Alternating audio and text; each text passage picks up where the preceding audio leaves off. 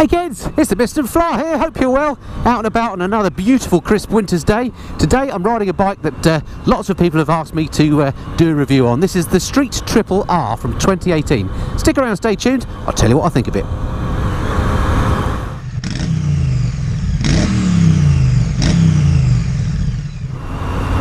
So a bike that's been, it seems like a long time coming. We've known about the Street Triple R for a long time.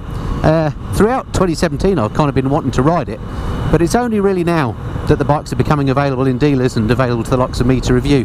So the bike that I'm on is the 2018 model year bike, and as I say, it's the Street Triple R. I have to come clean at this point and say that I have ridden Street Triples quite a lot in the past. Personally, I own a 2012 Street Triple R, so I may be slightly biased in that respect. And also, a few months back, I was lucky enough to borrow a Street Triple RS, the top of the range bike, and I got to know that bike quite well over a few weeks while I rode that. So I think I know the Street Triples quite well, but you know, have in mind I may be slightly biased pro because I love Street Triples. As I say, I've owned one myself since 2012, and I've no intention of selling that bike. It's a great bit of kit. So I mentioned it was a beautiful crisp winter's day to be out for a ride. The sun is out, which is beautiful, but sorry, I couldn't resist that. It's pretty cold out here. It's about 1-2 degrees maximum centigrade, so there is a risk that there could be some ice around. So I'm going to take it a little bit easy today. But I mentioned that because for the first time I've seen something on the dash that I've not seen before on a Street Triple. If you look here, it says caution, low air temperature, risk of ice on the surface. So great that it you know, gives you those sort of warnings as well. I've not seen that before because I've not ridden a bike in such, or not ridden a Street Triple in such cold weather before. Okay, I'm hoping I'm going to lose this truck. Don't know where he's going. Okay, no indicators. Nice one. Professional driver. Okay, anyway, let's not get into that. Okay, so in terms of the riding position, the bike is very comfortable. It's upright naked. You're leaning a little bit forward on it, but the handlebars are not super wide, but they're not really narrow either. They're just in the Goldilocks zone. You know, they're just the right width. You feel like you've got a good control over the bike. Your legs are tucked up in a fairly sporty position, nothing extreme, but you know, you're not on a cruiser, put it that way. Now, one of the changes that Triumph made on the Street Triples in the later years is they put the back end off of the Daytona 675 on the bike, and as such the seat has a different shape to the Street Triple that I own, for example. And I have to say, I find the seat on the new Street Triples a little bit hard. It's the same sort of seat as you would find on a sports bike, and it's not actually as comfortable as the old seat on the old Street Triples, but it's not uncomfortable by any means.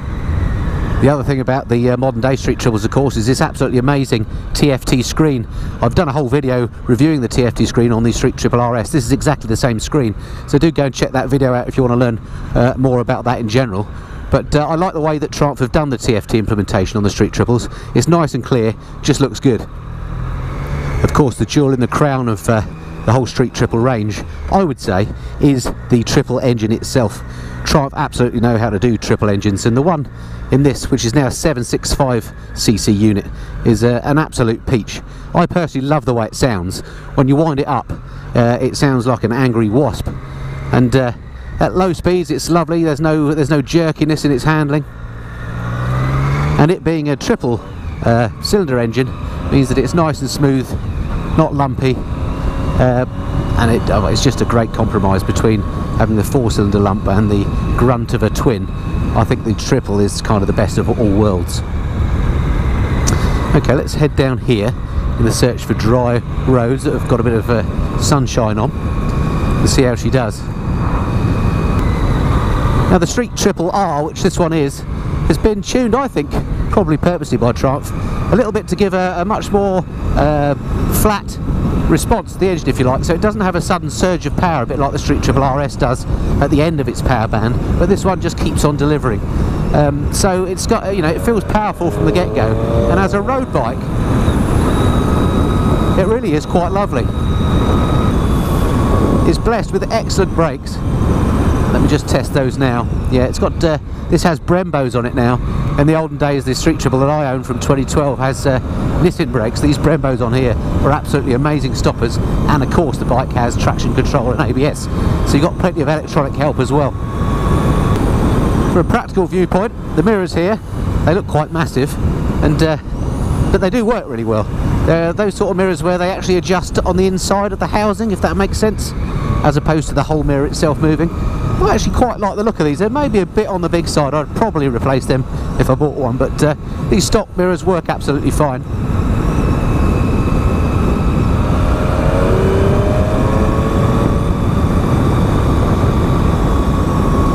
Now the R variant of the Street Triple has a little bit more road-oriented tyres than the RS that has some very sticky super Corsa tyres. These tyres on here are a bit more able to warm up more quickly I should say, and you could argue more suitable for road riding.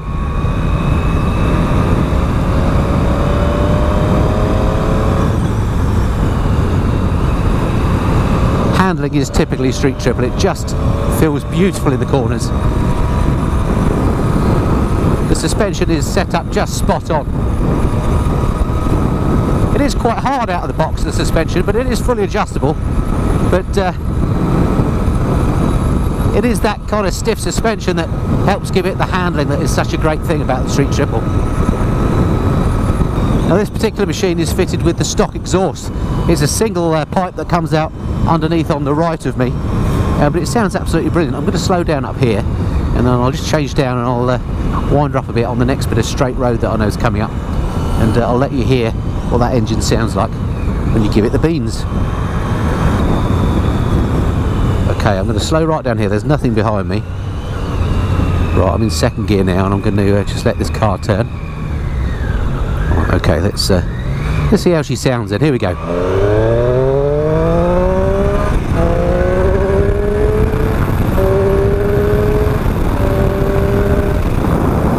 You've got to admit, that does sound pretty sweet. Beautiful. Now, one of the things that the Street Triple R does lack, that the Street Triple RS has as standard, is a quick shifter. And you can get a quick shifter as an option, I believe, and I would certainly have that fitted on the bike. Because one of the joys of riding these is actually, you know, screaming it up through the gearbox like that. And with a quick shifter, it really, I know it's juvenile, but it just adds to the fun. These are such great real-world bikes. They've got loads of power, but not stupidly quick that you're going to get to ballistic speeds on normal roads, but you could really have some fun winding them up.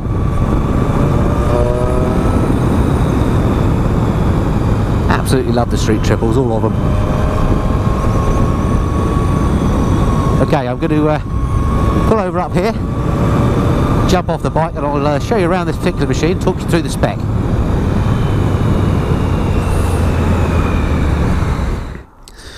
So here she is then, the Street Triple R. This one in white, which isn't my favourite colour. They do it in black actually, which is my favourite I think. But nonetheless, a handsome looking bike. What I'll do is, in the usual way, I'll get my phone out, and that way I can actually show you some of the little details of this bike that I really like. So hang on a second, I'll get the other phone out and we'll have a little look round. Okay, here we are then. Oh, it's good that the sun has come out nicely. So the Triumph Street Triple R then, as I say, this is the 2018 model year, although it's a 2017 registered bike. There are no major changes for 2018. The bike, as I say, 765cc triple engine, which to me is the high point of the bike. In the case of the Street Triple R, it puts out 118 brake horsepower at 12,000 RPM. Torque 77 Newton meters at 9,400 RPM. And it really is a lovely bit of kit to ride. It's just a great fun bike. Brakes wise on this, I mentioned that this has got Brembos on the front. Here we go. This is an upgrade over the older models. Twin 3 10mm floating discs on the front. Brembo 4-pot calipers. Let's just open my visor so I can see. That's better. And then on the back we've got Brembos again. It's a single pot caliper on the back and a single disc. Here we go. And that's the, I think that's the Bybre, the baby Brembo caliper on there, but nonetheless works absolutely fine. Suspension wise, on the front there's Shower 41mm upside down big piston forks, so proper suspension. Even though it's not the Öhlins that the RS gets, it's still top quality suspension.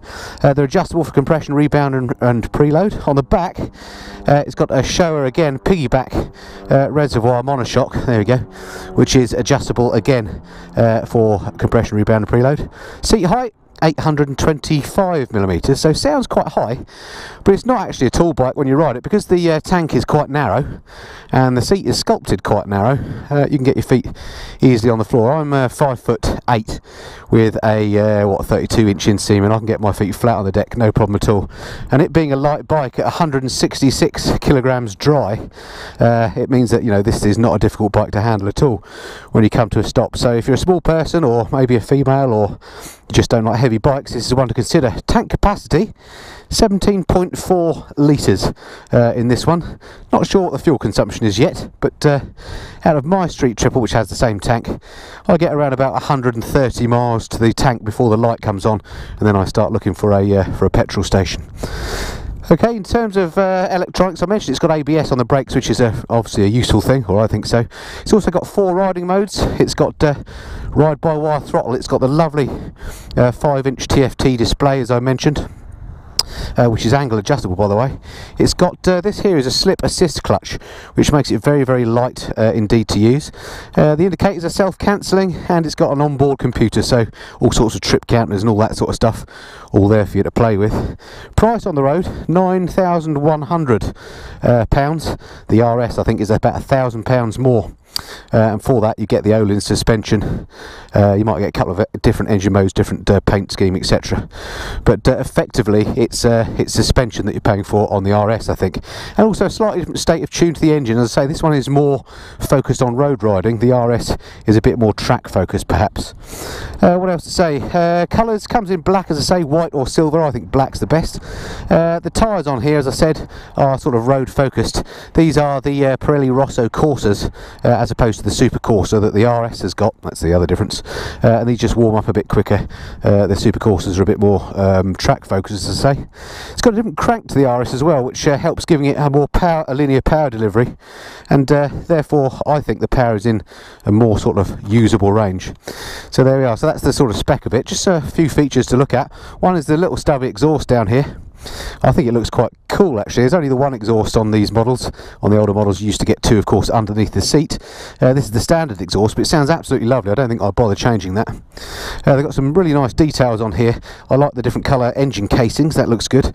And things like, you know, this raised lettering on the tank where it says Triumph, just give it a real sort of feeling of quality about it. There's that back end that I said comes off the Daytona. The seat's got this nice red stitching, and I really like that bit of red subframe that matches the spring. That looks good. One thing I don't like about it, if I actually turn the if I just turn the power on, there we go, let's get it fired up. It's got a really cool graphic as you put it on. Is the lights. These are the running lights. I mentioned before that I think the switching is a bit odd. This is with the running lights on. You get these 2 LEDs in the middle, and then when you put the lights on full, so you turn it off, the running lights, there you go, you get this arrangement. Sadly, only one light on dip, and then when you go to full beam you get both lights. But when you just got the dip beam on, you've just got the one light, unless there's a problem with the bulb on this, but I don't think there is, because on full beam they both come on. So that's something I don't like so much. Okay, let's just kill that. Alright, so that's about it for the walk around, I think. Let's get back on the bike, ride us some more. Okay, first thing, turn this little puppy around. Because it is nice and light, it means it's lovely to manoeuvre places like this. No issue at all.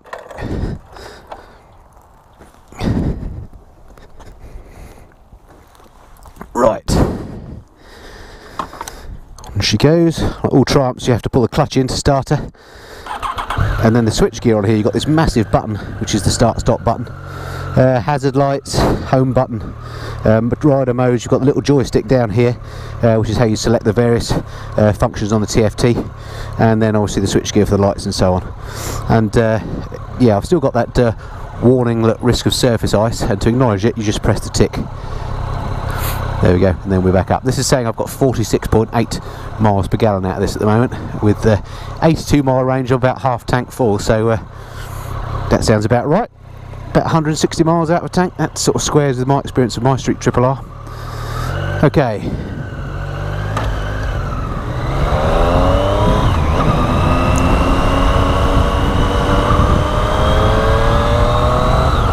Such a flickable little bike. It's just it's just a great fun thing to be on.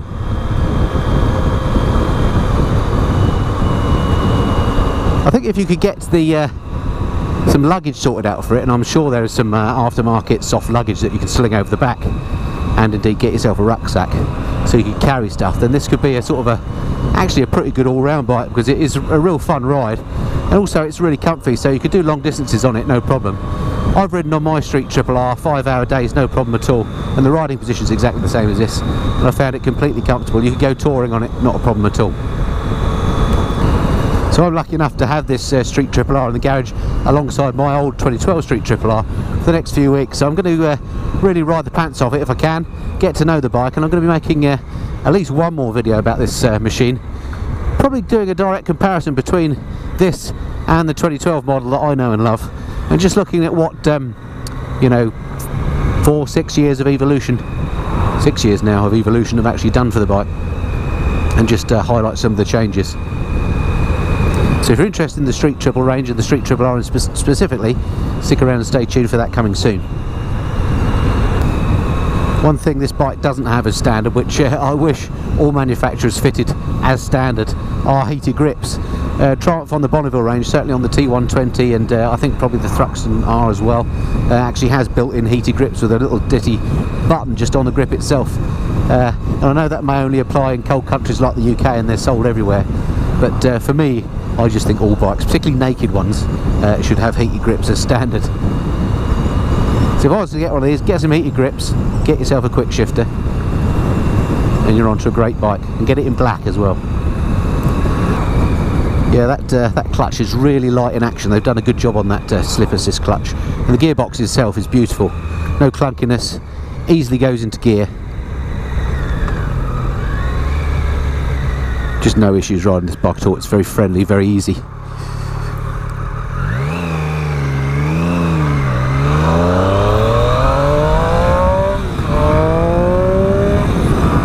God, I love that howl. It's just a brilliant engine, this. Superb machine.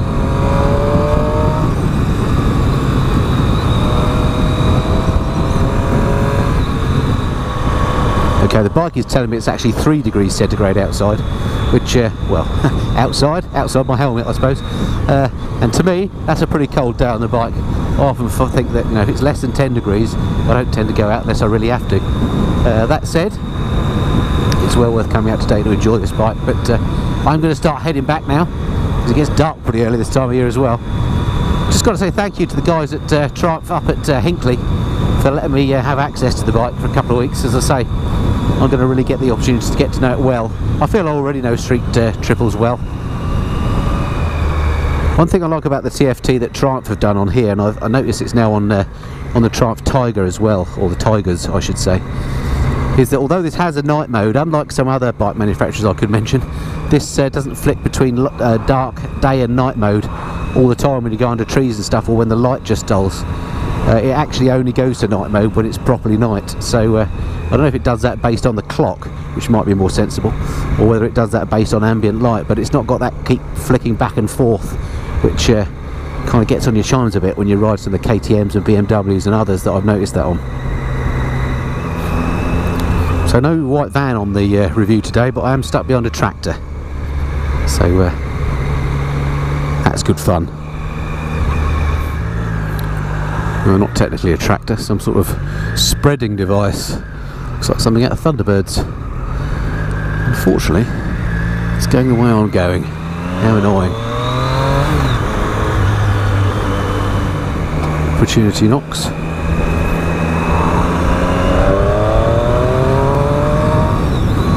The Street Triple makes light work of dispatching a bit of traffic like that.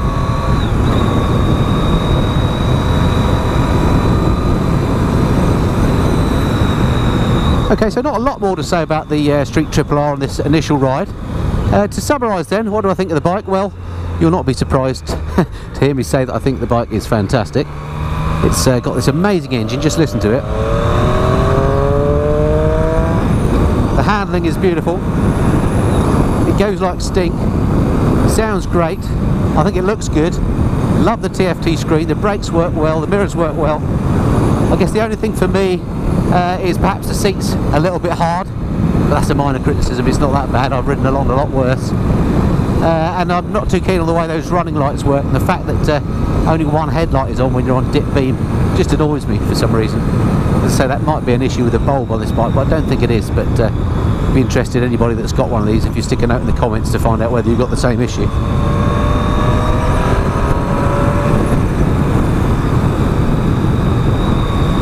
Okay, so that's it for this time. Look forward to speaking to you again soon. Until then, this has been the Mr. Flyer. Cheerio.